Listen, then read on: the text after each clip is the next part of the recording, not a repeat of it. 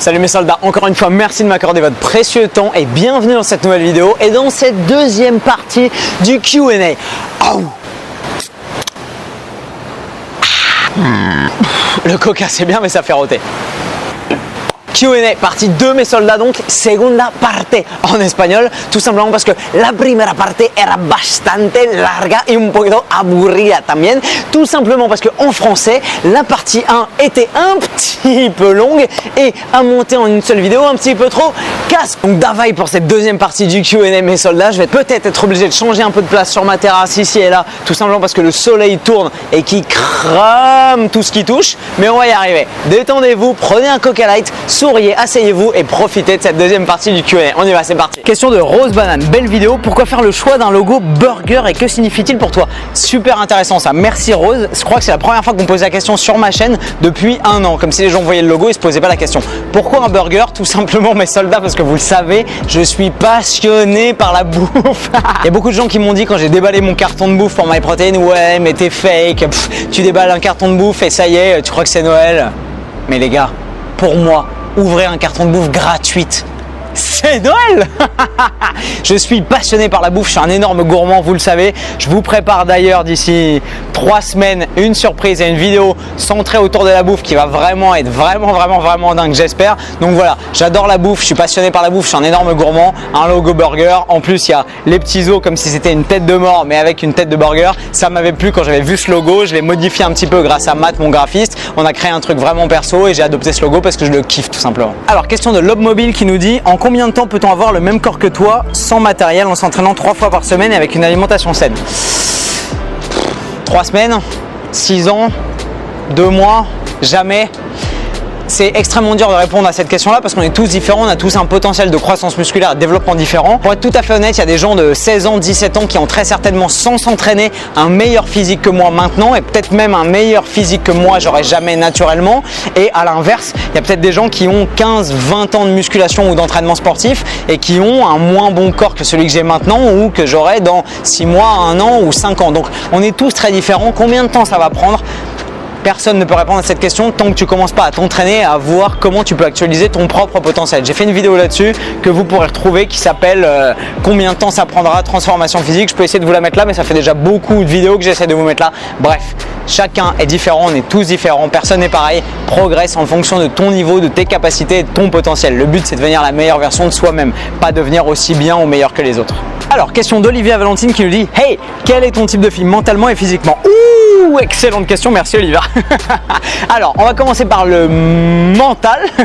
Mentalement, j'aime les gens qui sont comme moi et j'aime m'entourer de gens qui sont comme moi. Donc, j'aime les filles qui sont extrêmement actives, qui font 12 000 trucs, qui ont des projets, qui ont envie de créer quelque chose de vraiment unique dans leur vie, qui ont envie de progresser sur elles-mêmes et d'avancer dans la vie. J'aime les gens qui sont curieux, donc j'aime les filles qui sont curieuses. J'ai beaucoup de mal avec les gens qui s'ennuient, les gens qui font rien de leur vie et qui se disent ouais, je m'ennuie, je me fais chier. Non, les gens qui sont comme ça sont pas pour moi parce que moi je m'ennuie jamais, je tiens pas en place, je suis toujours à gauche, à droite en train d'essayer de faire 12 000 trucs en même temps et d'avancer toujours pour créer plus, me développer plus, progresser plus ou échanger plus avec les gens. Donc j'aime les gens qui sont comme ça. J'aime les gens qui sont gentils, qui ont un excellent fond, qui sont des bons êtres humains. Donc je recherche également ça chez une fille et les filles avec qui j'ai partagé ma vie au préalable étaient quasiment toutes comme ça. Elles avaient toutes des très bons fonds et c'était vraiment humainement des personnes géniales.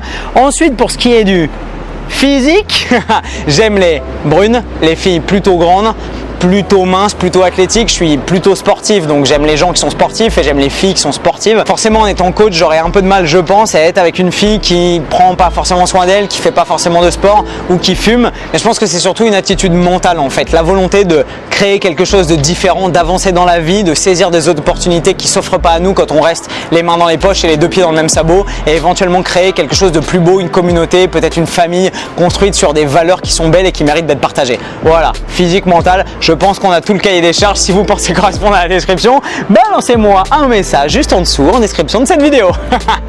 Alors, question de Saravia qui nous dit: est-ce que tu as aimé tes études au CELSA? Quelles difficultés as-tu rencontrées? Oui, j'ai adoré mes études au CELSA, c'était vraiment génialissime. C'est pour ça que j'ai choisi de faire le CELSA plutôt que Saint-Cyr. Ça m'a apporté une ouverture d'esprit hallucinante, une curiosité intellectuelle géniale. J'ai appris des choses vraiment dingues. J'avais des enseignants, des profs et des intervenants d'un niveau vraiment exceptionnel. J'avais des gens qui étaient thésards, qui étaient profs à la Sorbonne, qui étaient profs à Sciences Po, qui étaient profs à Polytechnique, à HEC. Bref, c'est une des meilleures expériences que j'ai eues de ma vie et c'est un des meilleurs choix que j'ai fait de ma vie de vraiment, excusez-moi l'expression, mais me sortir les doigts du cul pour pouvoir rentrer dans cette école parce que le concours et la sélection étaient vraiment difficiles, d'intégrer l'école et d'y faire ma scolarité. Les difficultés que j'ai eues, ça a été déjà d'y rentrer. J'ai eu la chance de passer le concours qu'une seule fois, mais j'ai beaucoup de connaissances et d'amis qui se sont cassés les dents sur le concours. Le concours est vraiment dur, mais si vous avez envie de faire vraiment une formation et une école qui va vous permettre d'ouvrir de façon hallucinante le champ de vos possibles, de vous fournir également un sésame qui est génial parce qu'ensuite j'ai eu qu'à dire ouais j'ai fait le CELSA, regardez c'est écrit sur mon CV et j'ai pu bosser à l'équipe, au magazine GQ, chez Abercrombie & Fitch, n'importe où. C'est vraiment la, comment on dit, le sésame, la clé du forum d'Alibaba. Bref, c'est vraiment un sésame génial et une porte d'entrée pour tout un tas de domaines professionnels ensuite. Donc oui, si tu hésites à passer le CELSA, je te le conseille vivement. Question de Kev qui nous dit comment fais-tu pour trouver cette motivation tout le temps? Bah, je suis passionné par ce que je fais, vous le savez, et je pense que ça se voit. J'adore transmettre ma passion pour le sport, l'entraînement, la nutrition et surtout j'adore pouvoir transmettre ça de façon directe en échangeant avec vous. Tous les matins, à chaque fois que je me lève, j'ai 50, 100, 150, 200 personnes de plus qui viennent de débarquer sur ma chaîne et qui ont envie de voir un peu ce que j'ai à leur proposer, à leur offrir, à leur faire découvrir et de profiter des conseils que j'ai à leur donner. C'est une motivation hallucinante. Plus on est sur cette chaîne, plus je suis motivé et plus j'ai envie de me lever le matin pour faire des vidéos de qualité et des trucs géniaux. Avant, je me levais, on arrivait sur mon bureau et on me disait tiens Antoine, fais une interview de tel truc, tiens Antoine, écris un papier sur tel machin, tiens Antoine, va à tel endroit rencontrer tel mec pour pouvoir faire un article sur tel truc. C'était génial. Ensuite, quand j'étais chez Abercrombie & Fitch, on m'a dit tiens Antoine, aujourd'hui tu as 85 mecs, tu es censé en avoir 140, vas-y, fais tourner le magasin et fais 150 000 € de chiffre d'affaires. Bon courage, wouhou. Ça aussi c'était cool, ça a été extrêmement formateur. Mais aujourd'hui, je me lève tous les matins avec le pouvoir de décider ce que je fais de mes journées, ce que je vais créer, ce que je vais éventuellement amener comme plus-value et comme valeur ajoutée. Et c'est ça ma motivation et c'est génialissime. Voilà, j'espère que ça répond à ta question. Alors, question de Léo Higo qui nous dit depuis quand fais-tu de la muscu? Depuis à peu près 3 ans et demi, depuis que j'ai 24 ans que je suis arrivé chez Abercrombie & Fitch. Tu as un corps très sec, merci Léo, mais pas super massif. Est-ce par choix ou est-ce que tu travailles pour le devenir? Tout simplement mes soldats, merci Léo de ta question, elle est hyper intéressante. Plusieurs éléments pour pouvoir répondre à ça.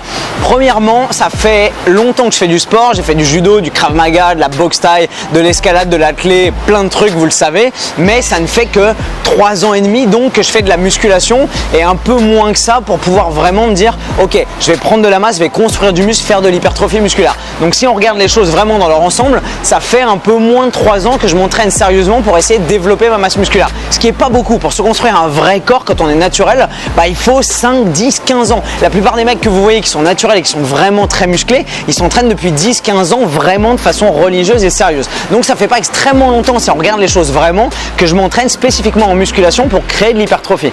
La deuxième chose, c'est que j'ai commencé la muscu avec mon frère notamment qui était chez les pompiers de Paris et qui demandait un niveau physique extrême par les performances. Moi, mon but, c'était d'enchaîner les pompes, les tractions. J'ai un record à 27 tractions strictes le jour où j'ai passé le concours de Saint-Cyr par exemple, mon frère encore plus. Donc voilà, avec mon petit frère notamment, on recherchait les perfs, on cherchait à être bon, on cherchait à être performant et pas à être énorme. Le jour où je suis arrivé au concours de Saint-Cyr à l'oral, que vous fassiez 55 kg ou 95, tout le monde s'en fout. Le but, c'est simplement, est-ce que vous êtes capable de courir un 3000 mètres plus vite que les autres, monter une corde de 5 mètres plus vite que les autres, nager 50 mètres dans l'eau plus vite que les autres et ainsi de suite. Donc ça, c'était vraiment, mon père étant militaire, mon frère étant militaire et ainsi de suite, c'était vraiment l'optique que j'avais en commençant la muscu, c'était vraiment d'améliorer mes performances. Ce que j'ai fait. Donc forcément, il y a encore du boulot. Ça fait un peu moins de 3 ans que je vise vraiment cette prise de muscle et cette hypertrophie. Donc il y a du travail. Deuxième raison, c'est tout simplement que j'ai commencé la muscu au même moment où j'ai commencé à rentrer dans des agences parisiennes, des agences de modèles, pas de mannequins, parce que pour être mannequin à Paris, il faut faire 1m88, il faut avoir une gueule de ouf, et moi, je fais 1m75, donc ça, c'était mort. Et donc, la seule façon que j'avais d'émerger un peu et de pouvoir faire des bonnes photos, éventuellement décrocher des campagnes et ainsi de suite, c'était d'avoir un corps qui était tracé avec des muscles saillants, apparents, tout simplement parce que si vous êtes à 14% de body fat dans une agence de mannequins, vous décrochez pas de contrat. Donc, j'ai dû garder ma masse grasse sous une limite vraiment faible depuis maintenant 4 4 ans pour pouvoir espérer décrocher des shootings, des castings, des campagnes et faire des trucs vraiment avec mon image. Ce qui m'a limité en termes de progression musculaire forcément. Si j'avais pu monter très progressivement en calories, manger un tout petit peu plus que mes besoins, faire une prise de masse propre, eh ben, j'aurais très certainement pu créer un univers hormonalement plus anabolique qui m'aurait permis de construire un peu plus de muscles au fil des années. Mais ça n'a jamais été ma préoccupation depuis 2-3 ans. C'était d'avoir un corps svelte, athlétique, qui soit commercial et qui puisse me représenter et me permettre de décrocher des jobs, des pubs à gauche à droite et ainsi de suite. Autre raison, c'est que maintenant encore, je suis sollicité quasiment sans arrêt. Regardez mes soldats, on est au mois de mai. Depuis le début de l'année, j'ai eu 2 shootings. J'ai shooté pour Lash Magazine où j'étais torse nu avec des filles dans des poses où vraiment j'avais besoin d'avoir un corps très sec. Qu'est-ce qu'on a eu après? J'ai eu le salon du body fitness où j'étais torse nu sans arrêt pour faire des photos avec mes abonnés et ainsi de suite. J'ai eu ensuite la campagne MyProtein. Je sais pas si vous vous rendez compte, mais là il fallait que je sois super sec aussi, dessiné, athlétique. Il fallait vraiment qu'on ait l'impression de voir un vrai sportif en me voyant en photo et en vidéo. Et ensuite j'ai eu quoi? J'ai eu Ninja Warrior où je suis torse nu. Ça c'est un indice, je devrais pas vous le dire, mais vous le verrez quand vous verrez les vidéos diffusées à la télé. Je suis torse nu pendant tout le truc. Donc si je suis à 14-15% de body fat, comme je fais pas 150 kg mais 70, les gens vont se dire il est coach sportif lui? Genre le mec s'entraîne, c'est quoi ce corps? Tout simplement parce que quand vous êtes naturel et que vous avez un peu de gras par-dessus vos muscles, même si l'excuse c'est de progresser et d'essayer de manger suffisamment pour pouvoir créer du muscle et créer de l'anabolisme, eh ben vous n'avez pas l'air d'un sportif. Alors que quand je suis à 8, 9, 10%, ouais, les gens me disent ouah, t'as un corps de ouf et tout. Alors que c'est le même corps. C'est tout simplement qu'il y a de la graisse par-dessus. Donc voilà, ça c'est les raisons qui permettent de comprendre pourquoi je suis encore un peu fin et peut-être sec mais pas extrêmement massif. Rassurez-vous, je pense que les choses vont changer d'ici peu, tout simplement parce que j'ai la chance que mon travail de coach et peut-être même dans un futur proche de youtubeur soit petit à petit un peu plus reconnu que mon travail modeste de modèle. Ce qui veut dire que je vais pouvoir justifier le fait d'éventuellement être un peu plus gras, tout simplement parce que je construis du muscle et je me développe dans ce sens-là. Et ça passera peut-être mieux et je pourrais me permettre de faire des interviews, des apparitions télé et ainsi de suite, peut-être en étant un peu moins sec que d'habitude quand j'étais simplement vu comme modèle. Dernière raison, et celle-là qui est extrêmement importante et qu'il faut garder en mémoire, c'est que je suis un athlète naturel. Et quand on est naturel, mes soldats, la progression et la prise de muscle et le fait de passer d'un physique normal, ce qui est mon cas et ce qui était mon cas quand j'ai commencé la musculation, à un physique massif, énorme, veineux, découpé. Déjà, premièrement, c'est extrêmement difficile et deuxièmement, ça prend un temps fou. La plupart des mecs à qui vous me comparez certainement, malgré vous, parce que c'est normal, l'œil humain voit des trucs, il s'habitue à des trucs et du coup il se dit ah ouais, quand il voit un mec normal et naturel, on se dit c'est quoi la différence de progression, comment ça se fait? La plupart des mecs que vous voyez sur Instagram, la plupart des mecs que vous voyez dans les réseaux sociaux, même sur YouTube malheureusement, sont chargés, sont sous stéroïdes anabolisants depuis 1 an, 2 ans, 5 ans, 10 ans. Dans des salles parisiennes, il y a des gamins de 17 ans qui sont chargés au stéro. Donc moi je suis naturel, forcément ma progression prend plus de temps. Pour vous donner une idée un peu du potentiel de progression qu'on peut obtenir quand on est extrêmement sérieux, extrêmement bosseur, extrêmement motivé, qu'on a une bonne génétique et qu'on fait du bodybuilding naturel, je vais vous mettre ici un petit post d'un mec que j'aime bien, que vous pouvez suivre sur Instagram, qui est vraiment motivant. Regardez, entre ces 2 photos, mes soldats, il y a 14 ans de différence. 2000-2014. En 14 ans, regardez la progression. D'accord, le mec est mieux, sans aucun doute. Il est un petit peu plus large, il est un petit peu plus découpé, il est un petit peu plus massif, il est un petit peu plus plein musculairement, mais il n'y a pas une différence fulgurante. 14 ans de boulot. À savoir que sur la première photo, le mec a déjà 10 ou 12 ans de musculation. Ce qui fait qu'on arrive à 26, 27, quasiment 30 ans d'entraînement spécifique pour créer un anabolisme, une hypertrophie musculaire, vraiment pour pouvoir créer du muscle. Voilà, donc un peu de retour à la réalité, mes soldats, parce que c'est très facile sur les réseaux sociaux de voir des mecs qui, on ne le sait pas forcément, mais sont chargés de se dire waouh, le mec a fait une off-saison, boum, il arrive, il a fait une prise de masse, il revient, il a pris 5 kilos en 6 mois. Waouh, génial, je vais faire pareil, je vais faire une prise de masse. Et là, vous faites une prise de masse, vous vous retrouvez tout gros et gras, vous comprenez pas comment ça se fait, vous dites ah, j'ai du mal manger ou j'ai du mal calculer mes calories. Mais non, les mecs sont chargés comme des mulets. Donc forcément, quoi qu'ils mangent, ils anabolisent, ils font un muscle de malade et ensuite ils peuvent se permettre de sécher à 3400 kilocalories par jour. Voilà, tout bêtement. Donc ouais, je suis sec, ouais, je suis pas forcément hyper massif, mais je suis fier de mon évolution physique, je suis fier de mes performances, je suis fier de surtout ma progression et du fait que je progresse tout le temps, même si c'est un tout petit peu, et je suis fier de pouvoir inspirer ceux qui ont envie de se mettre au sport et de se donner à faire la même chose. Mais je vais essayer de me concentrer parce que j'ai envie de prendre un peu de carrure, j'ai envie de m'épaissir un peu et j'ai envie de pousser un peu le jeu. Je vais essayer certainement dans les prochains mois de prendre un peu en masse, peut-être dans la prochaine année, peut-être dans les 2 ou 3 prochaines années. Je vais essayer de faire ça intelligemment parce que je vais très certainement avoir encore des interviews, repasser à la télé, encore certainement décrocher des shootings, des castings, des campagnes et ainsi de suite. Donc il faut que je reste quand même dans une limite qui est raisonnable, où j'ai un corps qui est quand même athlétique et relativement vendeur. Donc ça va être pas facile, c'est le challenge, il va falloir rester propre tout en essayant de se construire de la façon la plus optimale possible. Mais c'est un challenge intéressant et ça va être hyper intéressant à documenter en vidéo et sur ma chaîne. Donc Léo, merci infiniment de ta question. Question de Cécile Thérault qui nous dit: qu'est-ce que tu nous prépares pour l'année et quel est ton pays préféré dans tous ceux que tu as pu visiter? La Thaïlande, j'adore la Thaïlande, la mentalité des Thaïs, la culture, la bouffe, le pays, l'ouverture d'esprit. Définitivement la Thaïlande, même si Bali est vraiment cool. Qu'est-ce que tu nous prépares pour l'année? Vous le savez très certainement mes soldats, c'est pour ça que je suis en Asie. Je suis en train de vous préparer une formation énorme, rien à voir avec la première formation de 4h30 de vidéo que je vous avais pondu sur Manger Heureux. Là cette fois-ci, je vous prépare avec mon business partner Nevin, c'est pour ça qu'on est parti en Asie, une formation gigantesque de 6 mois de cours pour les coachs et les gens qui ont envie vraiment d'améliorer leurs compétences et leur savoir-faire en termes de sciences de l'entraînement, de la nutrition et de programmation du training. Donc tenez-vous bien, mais normalement si on bosse suffisamment bien, et pour l'instant je vous assure on est sérieux et on est bien parti, vous aurez une vraie formation de 6 mois à sortir mi-septembre. C'est ça que je vous prépare, accrochez-vous. Clément Duret qui nous dit: y a-t-il une bonne rivalité motivante entre Nevin et toi? Oui, mentalement déjà, mon pote Nevin est quelqu'un d'extrêmement rigoureux, structuré, alors que moi je pense être quelqu'un d'un peu plus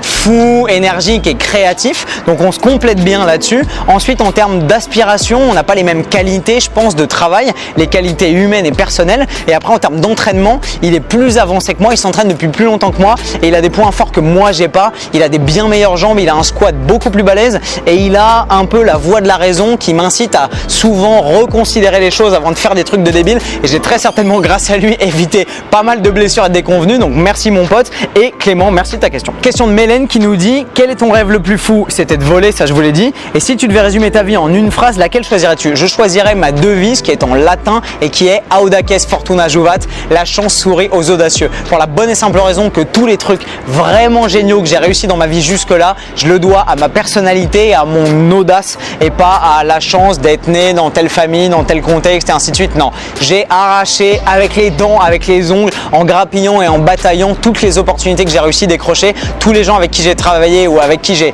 décroché des contrats ou monté des partenariats vous le diront, c'est toujours à l'agnac, à la personnalité, donc c'est vraiment à l'audace. Audaces Fortuna Juvat, ça résume ma vie de A à Z. Mathis Le Créour, salut Mathis, merci pour tes fréquents commentaires sur ma chaîne qui nous dit: pour ta coiffure, c'est quoi le concept?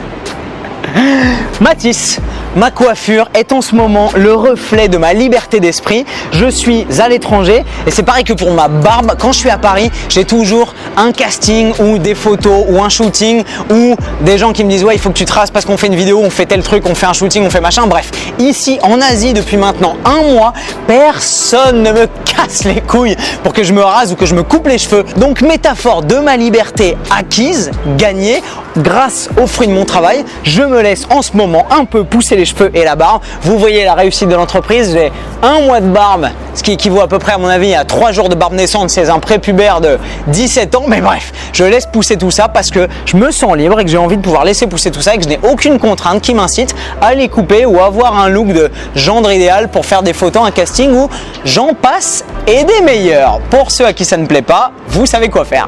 Désabonnez-vous. Question de Shiny Gypsy qui nous dit: quel métier tu voulais faire quand tu étais plus jeune? Alors très jeune, j'ai voulu être pirate, ça m'a passé, puis pompier, ça m'a passé aussi, gendarme d'élite du GIGN, ça m'a passé un peu plus tard. Ensuite, quand je suis arrivé en première S, j'ai voulu être pilote de chasse. J'ai très vite compris que j'avais pas le niveau en maths et que c'était un peu casse-gueule. Ensuite, quand j'étais en terminale S, j'ai voulu faire médecine. Mon niveau en maths m'en a très vite dissuadé aussi. Donc voilà, ça fait pas mal de métiers, pas mal d'ambition. Et au final, maintenant, coach sportif et youtubeur, ça me convient parfaitement. Question de Clotilde L'Autre qui me dit, bonjour Clotilde, est-ce que tu envisages de faire des train with me? Oui, je pense qu'après avoir rencontré monsieur Jamie Alderton, je vais proposer bientôt des packages où je vais permettre aux gens de venir me rencontrer. On va passer une demi-journée, quasiment une journée ensemble. Entraînement, mindset, nutrition, structure des journées, accompagnement de vos projets. Je pense qu'on va faire tout ça parce que c'est ce que j'aime faire, rencontrer des gens, vraiment des êtres humains, des vraies personnes et leur permettre de se développer, de changer et de passer au niveau supérieur dans leur vie, dans leurs projets, dans leur hygiène de vie, dans leur nutrition et dans leur entraînement. Donc je pense que des Train With Me seront très prochainement au programme. Accrochez-vous à vos slips. Merci Clotilde pour ta question. Question d'Hugo Cotillo qui me dit, ça fait très longtemps que je te suis et il y a un truc que je n'ai pas compris, pourquoi tu tapes la tête sur ton téléphone dans tes stories Snap ou Instagram? Tout simplement parce qu'une fois je crois que j'étais en train de faire une story alors que UPS m'avait promis de me livrer un colis qu'ils n'ont pas livré. Ça m'a fait péter un câble et j'étais tellement ouf que je me suis tapé le portable de rage sur le front et depuis je crois que j'ai gardé le truc et que c'est resté et qu'à chaque fois que j'ai un trop plein d'énergie, de motivation, que j'ai vraiment envie de faire passer un message important, je me tape le téléphone sur le crâne et généralement les gens sont interpellés et ils écoutent ce que j'ai à dire et le message rentre d'autant mieux. Donc je me taperai le téléphone ou même la caméra sur le front à chaque fois que j'aurai envie de vous délivrer un message important. C'est clair ça? Voilà Hugo. Question de votre corps qui me dit, question, comptes-tu réouvrir ton site internet avec de nouvelles formations? Alors, mon site internet est toujours ouvert, je vous le mets en description de la vidéo, c'est tout simplement www.antoinefonbonne.com et pour ce qui est des formations, je vous en ai sorti une qui s'appelle Manger Heureux, je vais en faire en rentrant à Paris et surtout mes soldats, je suis ici en Asie pour vous programmer et vous construire la plus grosse formation que j'aurai jamais sortie et que je vais certainement jamais sortir, qui va être une formation énorme de 6 mois comme je vous l'ai dit, donc patience, mais mon site quant à lui est toujours ouvert, www.antoinefonbonne.com.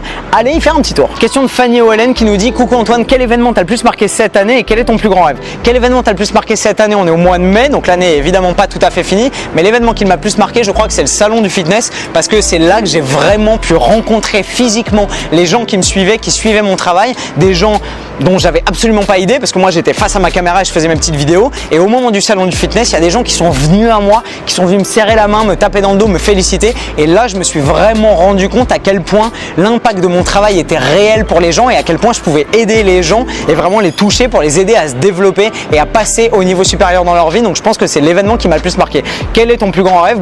Quand j'étais petit, c'était de voler. Ce rêve-là, je l'ai déjà réalisé, même si je vais le pousser encore parce que je compte bien m'améliorer vraiment énormément en parachutisme. Mais maintenant, mon rêve, c'est tout simplement de développer ma communauté, de développer ma chaîne YouTube et de pouvoir aider le plus grand nombre de gens possible à s'améliorer et à passer le niveau supérieur dans leur vie. C'est ça mon plus grand rêve, c'est d'être d'une vraie utilité pour ma communauté, pour le monde qui m'entoure et les gens qui me suivent. Question de Lauriane Pajon qui nous dit, toi qui es passé par là, est-ce que tu as des conseils pour garder le moral quand on a des blessures ou des douleurs chroniques qui nous handicapent dans nos entraînements et freinent notre progression?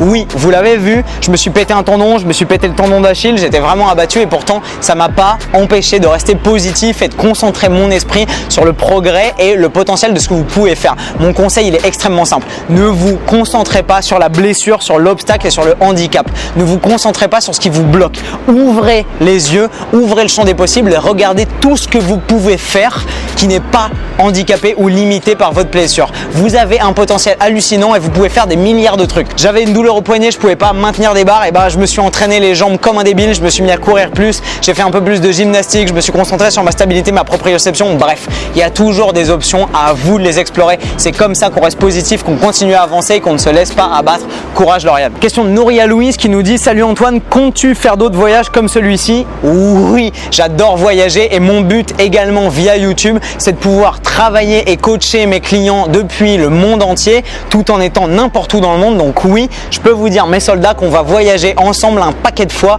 et le but ça va être d'être le plus mobile et le plus libre possible parce que la liberté est une valeur fondatrice et essentielle pour moi et la liberté géographique de pouvoir se déplacer n'importe où dans le monde quand on en a envie est effectivement un symbole de liberté énorme. Donc oui, on va bouger, promis. Question de Caluano qui nous dit, j'ai deux questions. La première, tu devrais pas te raser. J'ai déjà répondu à cette question. Je me raserai quand je me raserai. La deuxième, comment fais-tu pour concilier un mois complet d'absence avec ton boulot? Tout simplement Caluano, j'ai restructuré l'offre que je proposais à mes clients et plutôt que d'avoir des clients que je coachais aux clés en salle, vraiment en one-to-one ou à à domicile, et ben j'ai passé tous mes clients en ligne. J'accompagne maintenant tous mes clients à distance via Skype, via FaceTime, via Snapchat, j'en passe des meilleurs et tous mes clients, je les coach maintenant à distance, ce qui fait que je peux être absent entre guillemets, c'est-à-dire pas à Paris et pourtant continuer à coacher mes clients. J'ai des clients à Miami, j'ai des clients à Genève, j'ai des clients à Londres, j'ai des clients à Sydney. Bref, ça me permet d'être entièrement mobile, d'aller où je veux dans le monde entier et de continuer évidemment à faire des vidéos parce que pour ça j'ai pas besoin d'être dans mon salon à Paris, mais aussi de continuer à aider les gens qui me suivent et à coacher mes clients et à les accompagner dans leur préparation physique à distance. Donc c'est parfaitement conciliable avec une absence entre guillemets, tout simplement parce que j'ai restructuré l'offre que je proposais à mes clients et que je travaille plus de la même manière. Voilà, j'espère que ça répond à ta question. Liberté et flexibilité dans l'approche. Raphaël l'artisan qui nous dit: ma question, as-tu des conseils sur les meilleures stratégies pour des entraînements dans un objectif remodelage de silhouette quand on va grosso modo dans une salle avec des machines guidées Technogym? Je vais vous faire mes soldats en rentrant à Paris, certainement au mois de juin, une vidéo probablement dans une salle extrêmement peuplée, extrêmement bondée pour vous montrer comment est-ce qu'on peut s'entraîner et structurer un entraînement vraiment efficace dans une salle blindée. Accrochez-vous, ça arrive quand je rentre à Paris. Question de la licorne extrêmement pertinente qui nous dit: aimes-tu faire caca? Bah ça dépend du caca, j'ai envie de dire.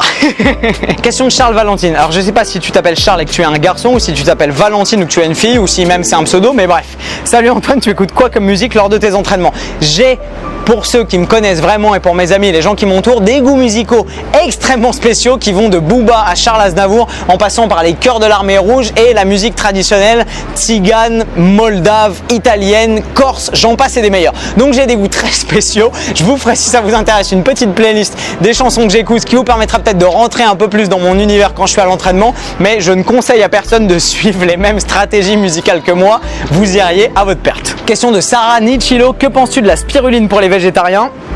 Génial, la spiruline c'est une algue absolument géniale, blindée en protéines. Le seul souci c'est que ça coûte un bras, mais si vous pouvez vous procurer de la spiruline, je pense que je peux en avoir via MyProtein. Donc si vous pouvez en avoir gratuitement ou à des taux préférentiels ou que vous en avez déjà ou que vos parents en achètent, saupoudrer de la spiruline sur tous vos repas, c'est un super moyen d'avoir des protéines de très bonne qualité dans votre alimentation. Donc spiruline top, même si c'est hors de prix. Question de Farinas Belker qui nous dit: remarquable évolution, merci beaucoup, je souhaiterais connaître ton poids, ta taille et ton indice de masse graisseuse. Donc ma taille 1m75, vous le savez, mon poids entre 66 quand je suis vraiment en sèche 67 et 71, 72 kg quand je me laisse un peu aller.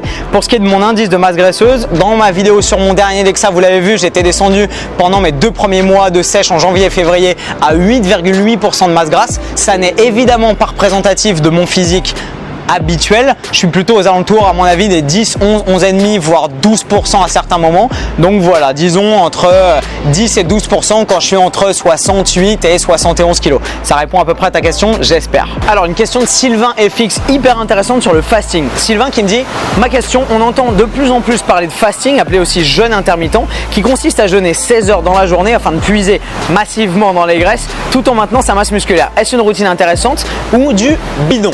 Sylvain, merci de ta question. Mes soldats, je sais que vous êtes extrêmement nombreux à vous poser la question de l'intérêt du fasting, tout simplement parce que c'est à la mode et qu'il y a pas mal de mecs sur YouTube, sur Instagram et dans les réseaux sociaux qui essayent de marketer l'intérêt de l'intermittent fasting pour vous vendre leur méthode et vous dire: oh regardez, je mange comme si, faites pareil, c'est ça la méthode miracle, et vous dites: oh, c'est génial, il faut que je fasse pareil, et vous les suivez. Je vais donc vous faire une réponse extrêmement structurée et on va partir déjà des apports de la science.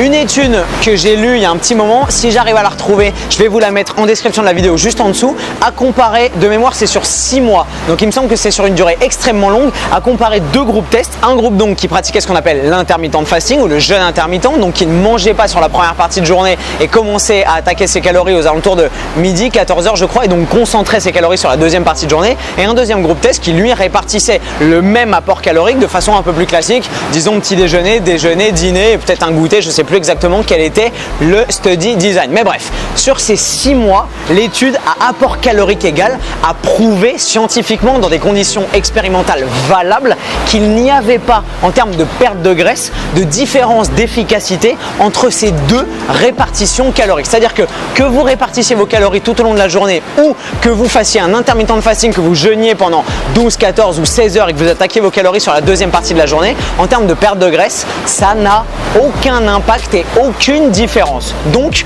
taper massivement dans les graisses en faisant l'intermittent de fasting, non, c'est une aberration scientifique.